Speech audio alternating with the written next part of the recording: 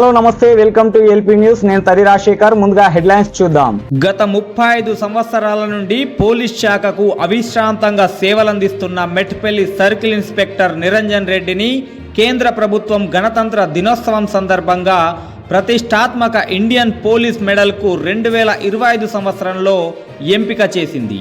ఈ సందర్భంగా మెట్పల్లి ఎస్ఐ కిరణ్ కుమార్ మరియు సిఐ ఆఫీస్ సిబ్బంది అందరూ కలిసి నిరంజన్ రెడ్డిని ఘనంగా సన్మానించారు. నిరంజన్ రెడ్డి అవిశ్రాంత సేవలు, కర్తవ్య నిష్ఠకు ఈ అవార్డే నిదర్శనమని, పోలీస్ శాఖలో ఆయన చేసిన విశేష కృషికి గుర్తింపుగా ఈ అవార్డు లభించడం మెట్పల్లి ప్రజలందరికీ గర్వకారణమని, ఈ అవార్డు లభించడం ఆయన కెరీర్లో ఒక మైలురాయని, ఈ అవార్డు ఆయనకు ప్రేరణగా ఉంటుందని, పోలీస్ శాఖకు మరింత కృషి చేయాలనే స్ఫూర్తినిస్తుందని ఈ సందర్భంగా సిఐ నిరంజన్ రెడ్డి మాట్లాడారు.